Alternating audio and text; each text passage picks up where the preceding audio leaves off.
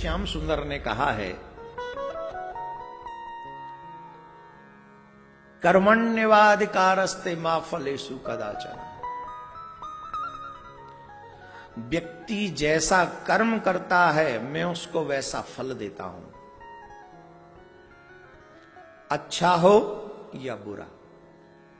कार्तिक मास में आपके प्रत्येक कर्म का फल आपको अधिक लगता है, चाहे आप अच्छा कर्म कीजिए चाहे आप बुरा कर्म कीजिए, यह आपके ऊपर डिपेंड है। हमारे किसान भाई जानते हैं, बीज बोओगे चाहे कम या ज्यादा फसल मिलेगी।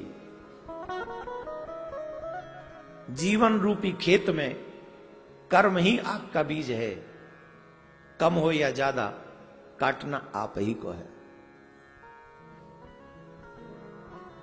आपके किए हुए कर्म से आपको कोई बचा नहीं सकता। आप इस बात को ऐसे समझिए।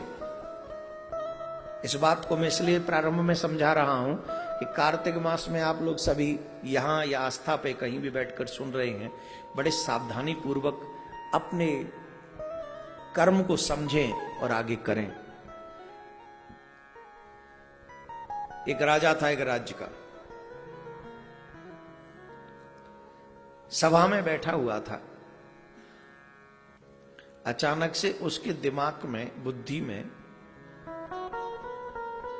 एक विचार आया, जिस समय मैं पैदा हुआ, मेरा जन्म हुआ, उसी समय पर, उसी दिन, उसी पल, उसी क्षण और भी लोग जिनका जन्म हुआ होगा, और भी तो इस राज्य में लोग जन्म लिए होंगे उसी समय, उसी दिन, उसी समय में, उसी मुहूर्त में। समय भी वही है, मुहूर्त भी वही है, दिन भी वही है, महीना भी वही है, टाइमिंग भी वही है। अकेला मैं राजा क्यों बना और सब राजा क्यों नहीं है?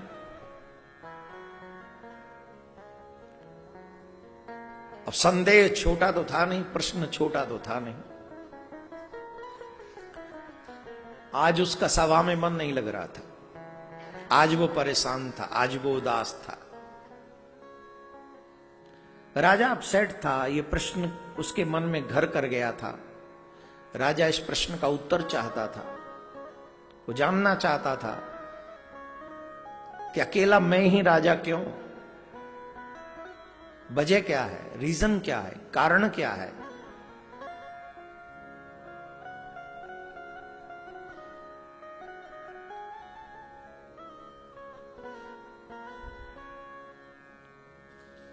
सभा बुलाई, विद्वानों को बुलाया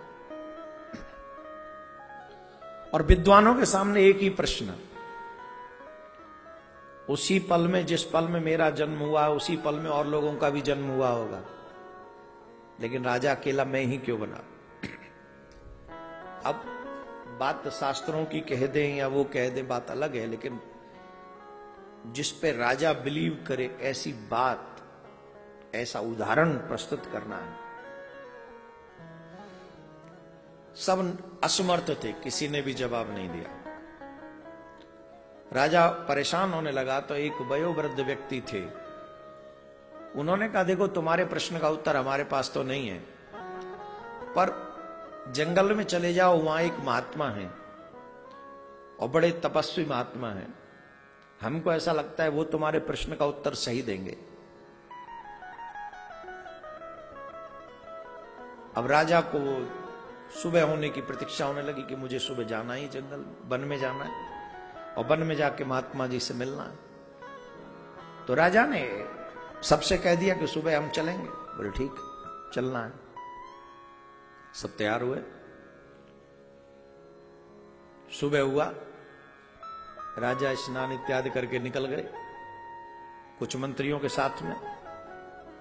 और जब मंत्रियों के साथ में वो निकले, कुछ देर बाद वन में पहुंचे और जब वन में जाकर उन्होंने देखा एक महात्मा बैठे हुए हैं, दर्शन किए, बड़ा प्रसन्न हुआ पर एक अद्भुत घटना घट रही है वहां, बड़ी विचित्र घटना घट रही है। क्या? बोले जिस महात्मा के पास में वो गए हैं वो आग के अंगारे खा रहे हैं, आग के अंगारे खा रहे हैं। महात्मा तपस्वी हैं और अंगारे खा रहे हैं, मतलब आग खा रहे हैं। बात समझ से परे थी, पर भी फिर भी कर क्या सकते थे।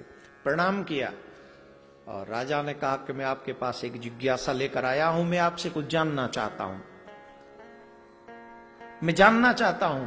प्रश्न किया, जिस समय में, जिस मुहूर्त में, जिस दिन में, जिस महीने में मेरा जन्म हुआ, उसी समय में, उसी महीने में, उसी मुहूर्त में और बहुत लोग इस राज्य में उत्पन्न हुए होंगे, पर राजा अकेला मैं ही क्यों बना? संत अग्नि खाते रहे और कहने लगे, तेरे प्रश्न का उत्तर मेरे पास नहीं है, जा आगे चला जा, एक और महात्मा बैठा होगा, उससे जाके पूछ।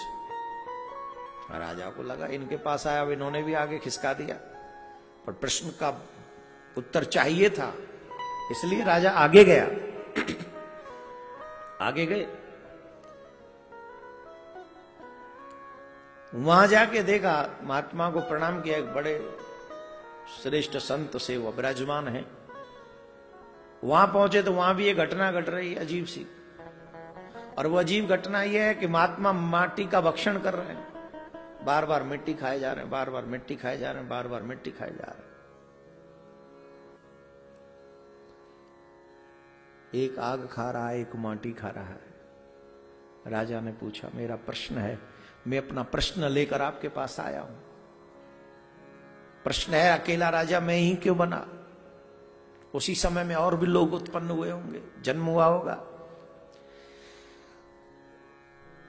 तो महात्मा बोले, तेरे प्रश्न का उत्तर मेरे पास नहीं है, जल्दी चला जाए, एक गांव में एक व्यक्ति मरने वाला है, उस व्यक्ति से जाके मिल, वही तेरे प्रश्न का उत्तर देगा, और सुन लेट हुआ तो वो मर जाएगा। शहर से आए वन में, वन से जाओ गांव में, यात्रा है, करनी पड़ेगी। अब राजा दौड़े, उस व्यक्ति का नाम पूछते पूछते उसके घर तक पहुंचे। वो व्यक्ति चारपाई पे पड़ा हुआ है, मरने की प्रतीक्षा कर रहा है। राजा ने कहा, आपके पास आया हूं कुछ जानने के लिए। अरे बोले, मैं तो मरने वाला हूं, अब क्या जानोगे मुझसे?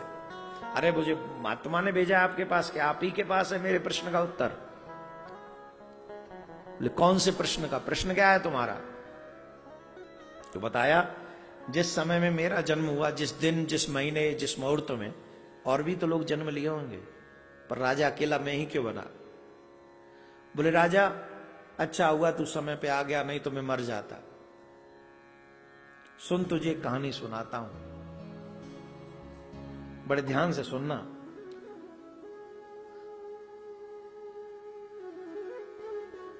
कुछ समय पहले 4 भाई थे, विपत्ति काल था, और विपत्ति काल में वो जंगल में रहा करते थे। कई दिनों बाद उन्हें भोजन करने को मिला, पर जैसे ही वो भोजन करने बैठे, वहां पर एक बाबा जी आ गए। तो बाबा जी ने कहा कि हमें बड़ी जोर से भूख लग रही है, कुछ भोजन हमें करने को दे दो। तो एक व्यक्ति ने कहा, तुझे कर दे देंगे, तो मैं क्या अंगारे खाऊंगा? मैं क्या आग खाऊंगा? दूसरे के पास गए, भाई भोजन करने को दे दे, भूख लग रही है। दूसरे ने कहा, तुझे दे दूंगा, तो मैं क्या मिट्टी खाऊंगा? मुझे भी तो जिंदा रहना है। तीसरे के पास गए, उससे कहा, भैया भोजन दे दे करने को। तीसरे ने कहा, तुझे दे के क्या मैं मर जाऊं, भूखा मर जाऊं? सबसे छोटे के पास में गए, और सबसे छोटे के पास में जब गए, महात्मा जी, तो उस व्यक्ति ने, उस छोटे ने अपने भोजन की थाली उसे दे दी, खुद भूखा रहा, और महात्मा को पेट भर के भोजन करा दिया। बोले, इस कहानी से मेरे प्रश्न का उत्तर कहां मिला?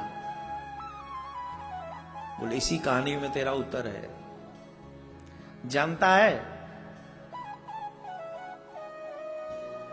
वो जो अंगारे खा रहा था ना, ये वही बाबा जी है जिसने कहा था तुझे दे दूंगा, मैं क्या अंगारे खाऊंगा, मैं क्या आग खाऊंगा। जिसने ये कहा था मैं मिट्टी खाऊंगा, वही व्यक्ति मर के बाबा जी बना पर खा मिट्टी रहा है। और जिसने कहा था कि मैं तुझे दे दूंगा तो मैं क्या मरूंगा, वो मैं हूं। मैंने उसे नहीं दिया, पर अब मैं मरने के लिए तैयार पड़ा हूं। रही बात वो चौथे की, जिसने अपना भोजन भी दे दिया था, जानता है वो हमारा सबसे छोटा भाई तू है।